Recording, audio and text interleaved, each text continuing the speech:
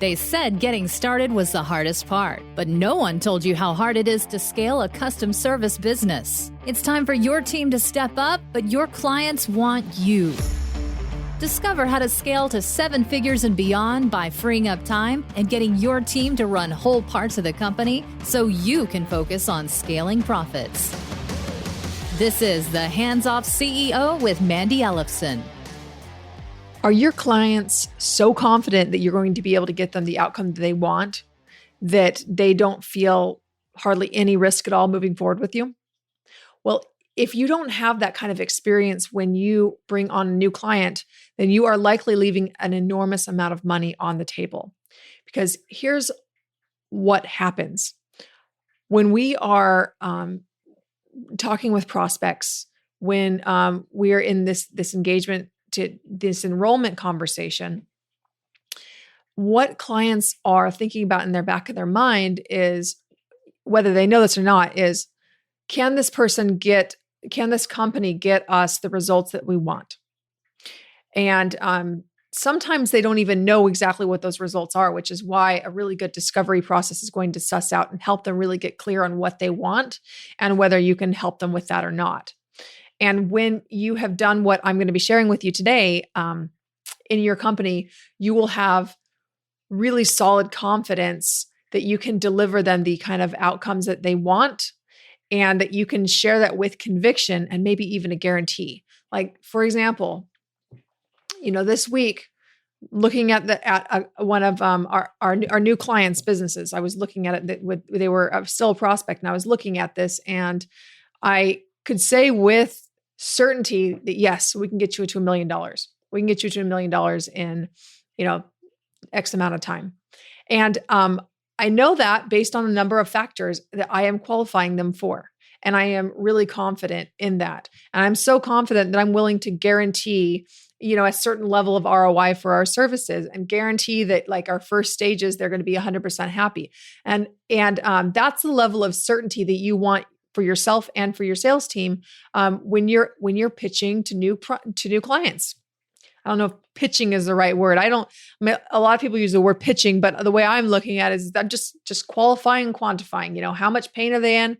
How important is it then for them to actually to make this happen in their company? And qualifying, do they have everything that they need in place for us to be able to get an amazing result for them? So really, you want to be able to get to your selling process to that point so that you can really qualify out and just work only with the very best kind of type of clients that are going to be the most profitable and the most enjoyable to work with. So I have been doing some work lately around guarantees and doing a lot of testing and really understanding what I guess it's not testing. We've been doing testing for a number of years, but really what we've been doing is some research around what's holding people back from being able to double, triple, quadruple their fees. So these are some of the things that we found from our research. And the reason why clients aren't willing to pay 4 times as much for your fees are, clients are testing you out. That when they get started with you, they're looking to see if it's going to work out. They're not quite sure. They're willing to throw a certain amount of money at you, right? So when there's a higher risk, there's a lower amount they're willing to invest. And when there is a lower risk, there's a higher amount that they're willing to invest. And that what looks like high and low is also going to be dependent on the level of companies that you're working with. But really, if you're not able to 4x your fees right now, then what it is you haven't earned the level of trust and confidence with your clients, so they won't pay any more than they already are paying for your current services right now. I mean, part of that is you asking for more, but the reason why you ask for more is if you feel confident actually asking for that, right? And this comes from a deeper rooted issue of like how the company actually delivers it. You hear all these marketing gurus talk, well, just increase your fees, just charge more, right? And they're right, but at the same time they're wrong. They're missing a really key component, which is the reason why you can't increase your fees, perhaps. It might just be that you just need to go and increase them. But and there's some aspect of that. But what we see a lot of times happen, multiple 7-figure companies, they're doing all the right things. The company's going along well. They're profitable. Their team is nice and solid, and they're giving great results. But what's happening is that they're when they are offering, they're making offers to prospective clients. They really, in the back of their mind, they're thinking of the results that they've created for past clients. On one end of the spectrum, maybe they're pretty low and they're like, well, this one didn't quite work out that well. And it might have even been partly because the client wasn't very committed and didn't give you what you needed to be successful. Or it might have just been a bad client selection. There's all these things that you learn along the way. But then on the other side, you have clients that where maybe you've been able to add multiple $1 million of extra revenue to their company, right? So you might have these varying ends of the spectrum. So what a lot of agency owners do, especially, is that they kind of average it out and say somewhere in the middle. It's like, well, you know what? We're confident we can, if they're seeing hundreds of thousands, well, maybe they're confident that they can add a couple $100,000 to the company. They don't feel comfortable saying much more than that because your integrity is on the line, and you don't want to be that guy who promises the moon and delivers a whole lot less than that. So you want you have your integrity that's on the line, and you want to make sure that you are doing what's right for the client. So that can be a real challenge when you are looking at your results from this perspective of the very best results and the lowest end results, right? So we'll get to how to actually solve that here in a moment. But when you are averaging out your clients' results between your very best clients and your very worst clients, then what you're doing is you're watering down the outcomes that you can actually get for your clients. And that's going to hurt your confidence when you're showing up and selling. So in order to increase your fees and dramatically increase your profits, there are 5 things I'm going to share with you here. So here's the thing about increasing profits in your company. So you don't have to actually charge a whole lot more in order to dramatically increase your profits. Here's why. Let's say that you're charging $5,000 a month for your services. We'll just throw out a round number like that. Now, if you now start charging $6,000 or $7,000 a month, you now have that's $2,000 more a month of profit per client. So $2,000 more of profit times 12, that's $24,000 of extra take-home profit. Well, I mean, pre-tax, right? But I mean, that's assuming that it didn't cost you any extra to deliver that, and sometimes it does. But that is a dramatic improvement in your profit because all your costs are already covered. But when you increase your fees, then you can increase your profits considerably. So let's talk about how to actually do that. So the first thing is to solve a bigger problem. So are you solving 5-figure problems? Are you solving 6-figure problems? Are you solving high 6-figure problems? Are you solving multiple 7-figure problems? Like, how much is your solution worth? Now, this is where this is really important. And this is a big shift to make for you too, because if you're solving 6-figure problems, then you can really only be charging ethically, in a multiple 5 to 10x ROI. That's the way I look at pricing. If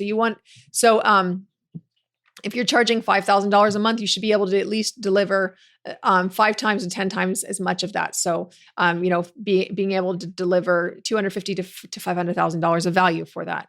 So it's a really simple equation here. So if you want to charge more, you just need to have a bigger problem to solve that's more painful. So what that could mean is just looking at what is it going to take for us to solve bigger problems for our clients. And if you are already getting some really big case studies like that, it's looking at, how do we replicate that and what needs to be in place for us to do that over and over again?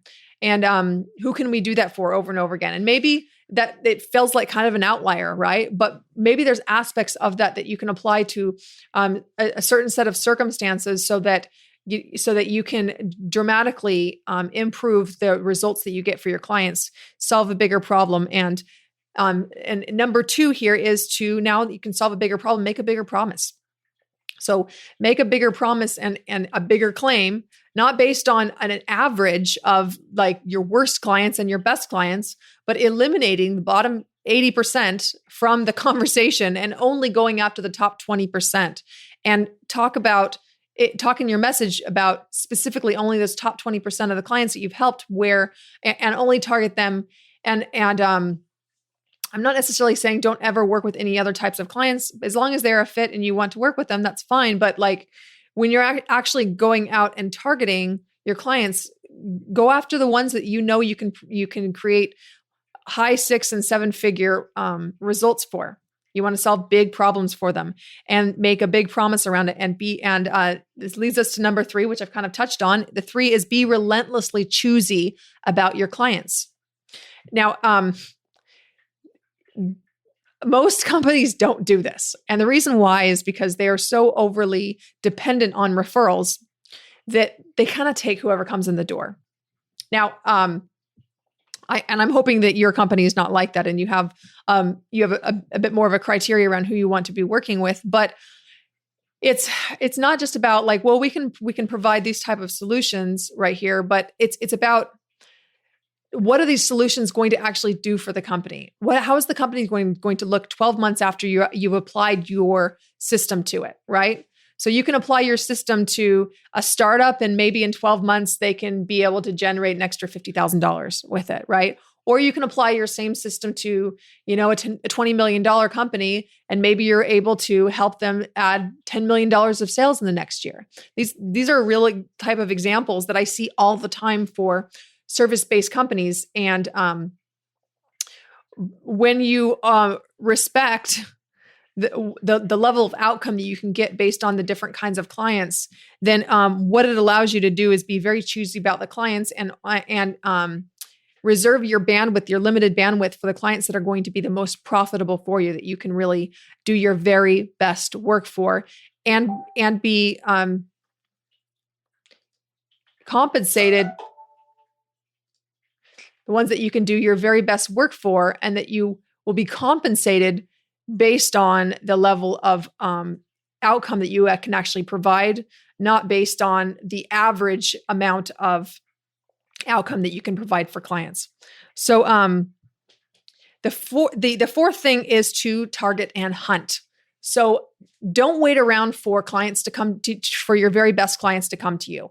So you're always going to have inbound leads coming in, but if you are dependent on those, then what's going to happen is that, maybe you have a little bit of turnover for clients and you have some referrals come in that aren't quite the right fit, and you get tempted to bring them in because you need the cash flow. And I mean, I've even seen cases where with some of our clients, when we started working with them, they had brought on these clients for the cash flow, just to keep the cash flow going in the company. And they actually were not making money on these clients. So with one client in particular who had this challenge, and he came on our podcast recently, he discovered that 30% of their clients, because of this pattern they'd gone into, 30% of their clients were not profitable.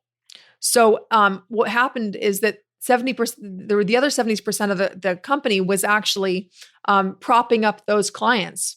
So what we did is we put together a strategy for how to be able to get every client in the company profitable, and we were able to do that within a month. And it was really we were able to solve the problem within one of the first sessions we worked together.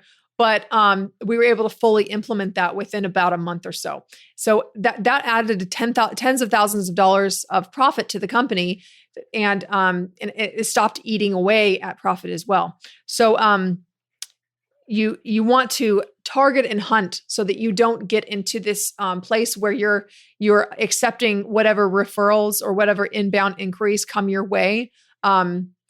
And when you have a really big, long list of different clients that you can work with, then it makes it very easy to turn away the ones that aren't the perfect fit, that aren't going to be the most profitable types of clients and the most joyful types of clients to work with. Because that's also another element of that, because you don't want to bring on clients that are going to be a time and energy suck for you and your team, because it can erode down your organization, and it's a very bad thing to do to wear your team down with clients that aren't a fit. And, one of our mantras is that, if you come working at Hands Off CEO, you're only going to be working with clients who are amazing and who are respectful and that are just really fun to work with. And any client that we have had that hasn't been that way, for my team's sake and my own as well, we've let them go because they're not a fit for the direction that we're going. And you should be doing the same thing with your own company because the cost is much, much higher than you realize. Okay. So the fifth thing is, and this is a big thing, but I'm just saying in one sentence here, basically is anticipate failure points. So think about everything that could possibly go wrong in your service and anticipate those things. And looking at the step-by-step, everything that could go wrong in the service delivery, so that you can actually guarantee services, so that your team, you and your team have confidence that everything is going as it should, and that you can sell with confidence these services that are going to make a dramatic difference in your clients' businesses. So anyway, that is in a nutshell why you can't charge 4 times the amount of that you're charging now. The rate that you're charging right now is a representation of the level of confidence that you are projecting to clients, and also the level of trust and confidence that you have actually earned with your clients. Now, that is kind of a broad brush stroke statement, by the way. And I do realize that sometimes we decide to charge less for strategic reasons, for volume reasons. There might be all sorts of reasons for that. But if you are trying to increase your fees, if you are looking at other people in the industry, other companies in the industry, maybe ones that don't even do as good service as you, and you're wondering why you can't charge more, wondering why you're getting price resistance from clients, this is why. So if you're listening to this and you're thinking, wow, this is really resonating, and I'd love to know more about how I can actually implement this into my business. I'm seeing a lot of opportunities. We're adding we're doing such great work for our clients, and how do I put this all together? Well, we just put together a guarantee workshop recently, and it was so popular. I was surprised at how popular it was because it's a bit of a controversial subject, but what I realized is just how needed this information is. And if you're at a place where you'd like to see, how does this really apply to my business? If you're at a place where you have really great case studies, or maybe they're underdeveloped case studies, but you just have been able to have great results for your clients, reach out and email me. I'd love to hear, what you see as the biggest challenge for you holding back from being able to increase your fees. So, you can email me. This is my direct email. It's Mandy@handsoffceo.com, MANDI@handsoffceo.com. And if you are enjoying this podcast, if you're getting a lot out of it, if you would please leave us a review on iTunes, that would be fantastic. We want to get the word out to as many CEOs as possible to really be transforming businesses and lives. One person, one CEO at a time. Thanks so much for listening. This is Mandy Ellefson from Hands Off CEO Podcast, signing off. Thanks for listening to this episode of the Hands Off CEO with Mandy Ellefson. If you want to work less and make more, make sure you subscribe and get a new episode every week, and help spread the word by leaving a review.